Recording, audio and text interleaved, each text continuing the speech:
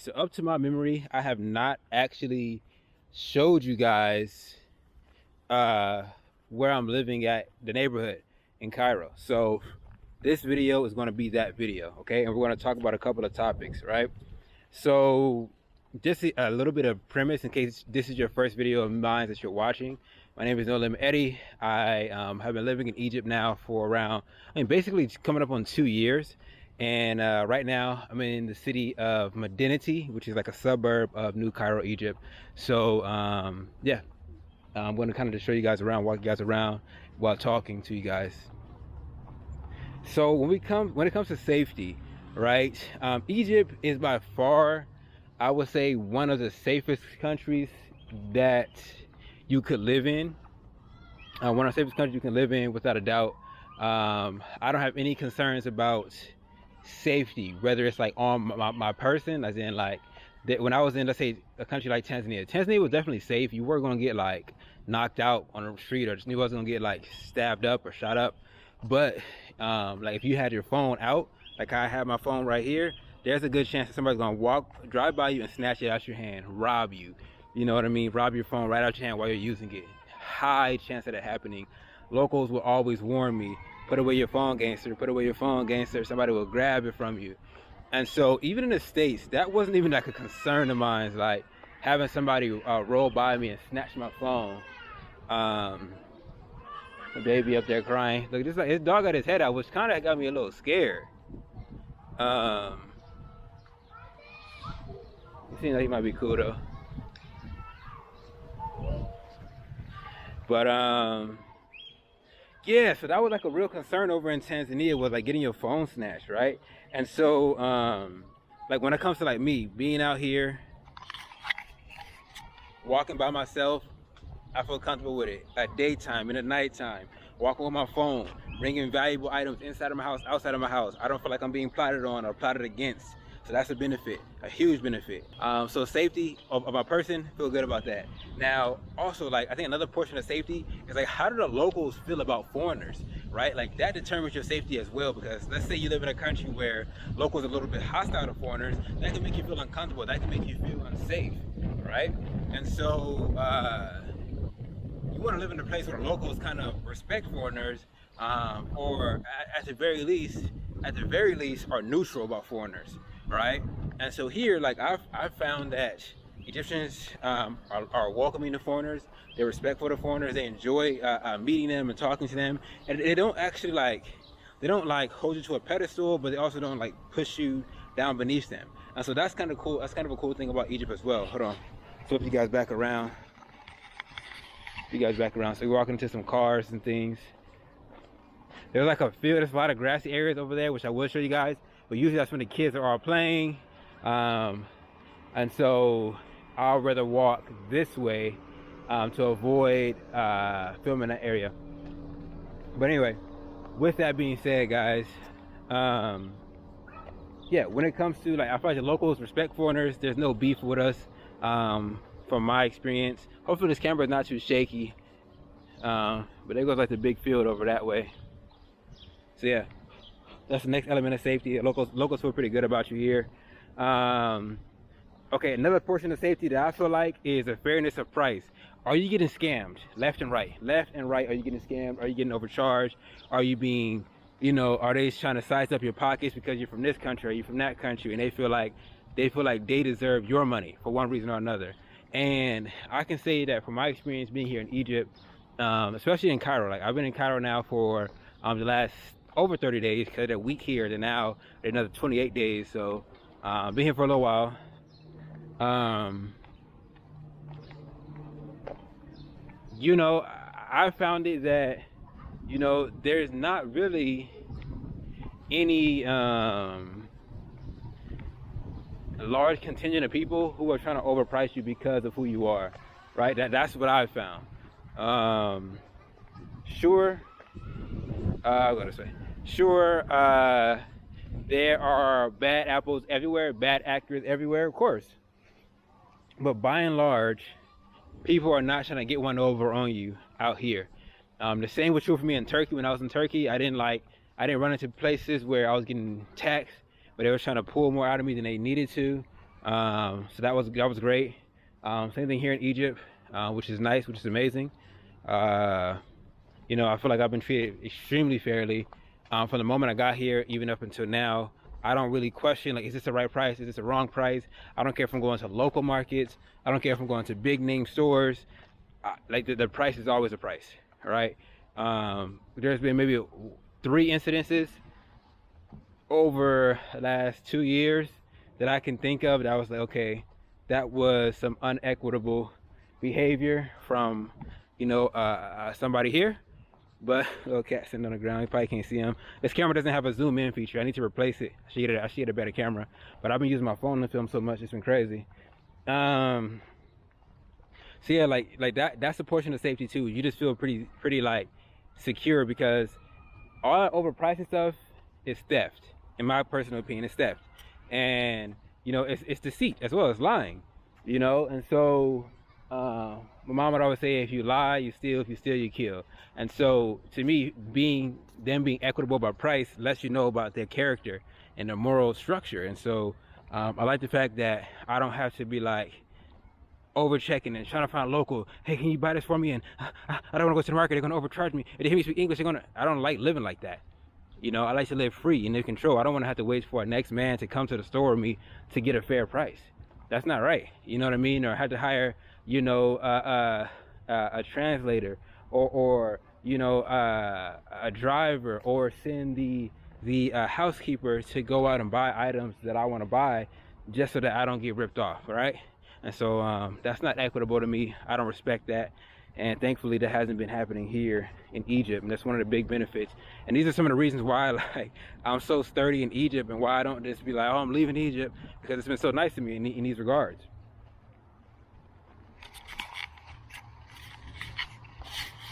Now, there is a large police presence in the city.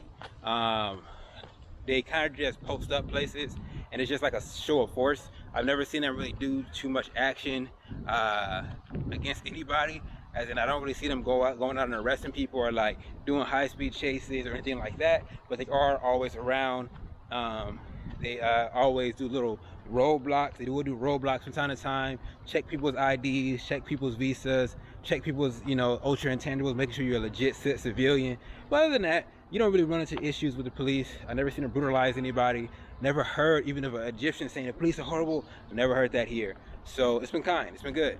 So that's safety. Safety overall, I give Egypt a solid 9 out of 10, a solid 9 out of 10, right? And so now we're gonna move on to the cost of living.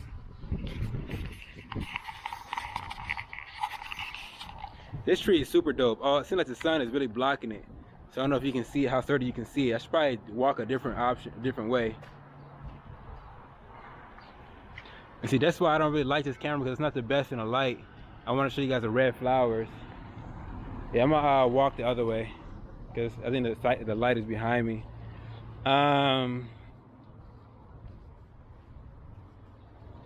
right, cost of living, housing. My housing for this month was $375 USD, by the way, guys, USD. So $375 is what I ended up paying. I thought this way it might be blocked off, but we'll walk here just to see. So yeah, housing, you can get a relatively nice house in a relatively, like, this is my neighborhood. Like, when I come outside, I'm getting all this greenery, I'm getting all this type of stuff for within that price. Yeah, so I'm getting all that type of stuff within this price, so I have no complaints. If you spend a little bit more money, you can live. If you spend like up to $1,000, like if you spend $1,000, you have a really nice penthouse type feel down here in Cairo for sure. If you want to spend between the $300 to $500 range, you can get like a moderate, nice, clean apartment. You know, we'll go this way. You get a nice, moderate, clean apartment. Anything above $500, and we're talking like single person, you can get something really nice. They have villas here as well, so you do have access to villas if that's something you wanted. But that's around housing. You know, for American standards, you're gonna be looking at $300 to $500 a month. I would say is reasonable.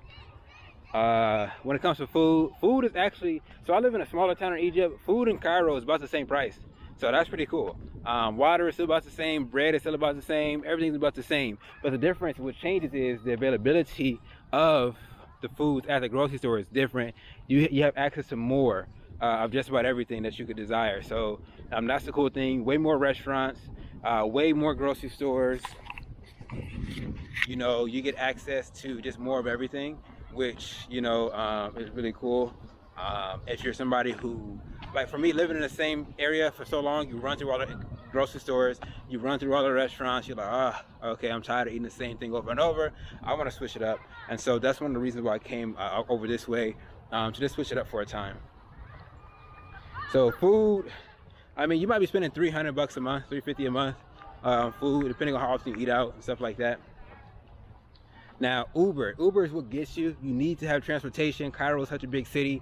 The action is farther out, so you're gonna always be taking rides. Uber has costed me so much money. I haven't even calculated it. I don't want to calculate it. But everywhere I go, it's nickel and dime. It's nickel and dime. $1 here, $2 here, $4 here, $5 here, and you just had to keep Uber and Uber and Uber and transportation. And so I'm used to having my motorcycle. So having to now come out of pocket for Uber is like taxing me heavy, because I could spend about $3 or $4 in gas and be good for a week of transport. But then you come down here, I mean, you spending that in a day, you know, easily. And so it just ends up taxing you, and things like that. And then things is like, for me, when you're in Modernity, things are farther out. The action is in like downtown Cairo and stuff, and so you want to go down there to do, you know, do your sightseeing or do whatever you want to do. So you want to end up using Uber a lot. So that does end up costing you some money. It's an Uber, for sure. And then they have a lot of natural products, which you can get access to here, which is great. Natural products are actually cheaper here than they are in my city, so that's a pretty good thing. When it comes to convenience, so party and nightlife, Egypt is not a party and nightlife type of place. You're not gonna just find red light districts. You're not gonna find clubs and, you know, rave parties and things like that. It's just not it's not the type of place, not that type of environment. You don't really even see, let's say, like alcoholic drinks being sold here all too often. Which is, depending on who you ask, a good thing or a bad thing. You know, so yeah, not the biggest nightlife, not the biggest party scene in the world. It's more of a relaxed place, more of a calm environment, more of a laid back type of place. Egypt is. So I would say that. Shopping, a lot of shopping. That's what people do for fun here. They go to malls. It seems like they build malls every other day. There's about 1 million malls per square mile here.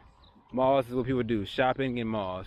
You know, they have grocery stores in the malls, which is typically different because I never remember going to a grocery store inside the mall in the States. But that seemed to be an African thing. It was like that in Tanzania, and it was like that here. I didn't get a chance to go to a mall in Turkey. I want to go back, actually, to Istanbul. It was a fun city. I want to spend more time there. But when it comes to shopping, yeah, that's a big thing here that people do a lot. And even in Modernity, it's pretty accessible to get some get to a mall and things like that. They have a lot of buses that'll take you there too. Delivery services, yeah, Cairo is way bigger on delivery. Everybody delivers here. There's a lot of delivery apps. There's even like kind of like apps that'll pick random things up for you. There's a lot of good delivery stations here, and all throughout the day you just hear motorcycles driving, boom, boom, boom, boom, boom, and these motorcycles are just delivering items to people all day long. So there's a lot of delivery services here, so that does add to the convenience factor of living in Cairo. Especially living in Modernity as well. You can get a lot of stuff delivered to you if you're set up that way, where you have a local phone number and you have your address and everything like that. You can get a lot of stuff delivered to you.